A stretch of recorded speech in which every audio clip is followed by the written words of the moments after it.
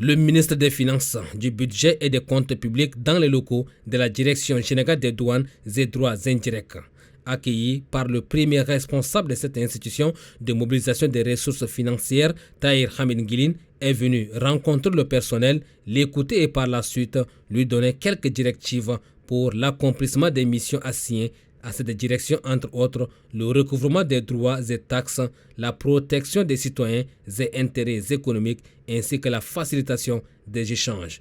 À la suite de cette rencontre d'orientation, le chef du département en charge des finances a lancé le système Sidonia Wall, un système qui présente des avantages pour l'État, de même que pour la population. Après la direction des douanes, le ministre des Finances, à la tête d'une délégation, s'est rendu à Nguili, un quartier du 9e arrondissement qui fait frontière avec le Cameroun voisin. Là, Tahir Hamid Nguilin a visité les matériels acquis dans le cadre de la lutte contre la contrebande. Nous avons surtout rappelé aux uns et aux autres l'importance, sinon l'inéluctabilité du passage à la digitalisation et à l'informatisation. C'est un engagement global de tous les responsables de la douane.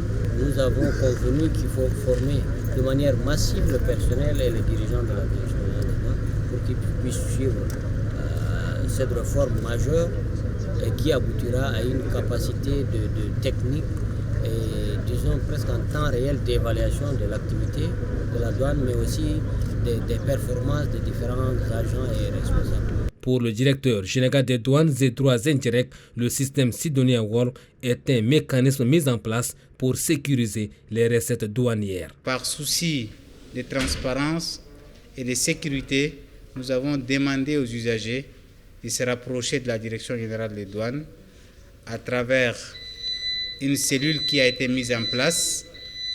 Cette cellule est pilotée par la division des législations et du contentieux, le directeur ici à ma droite, et aussi par les responsables en charge des réformes, pour permettre à l'usager de venir régulariser sa situation, c'est-à-dire dédouaner régulièrement sa voiture, payer les droits et taxes dus à l'État, obtenir son certificat d'immatriculation et repartir au niveau du ministère des Transports, obtenir une carte grise en bonne et due forme.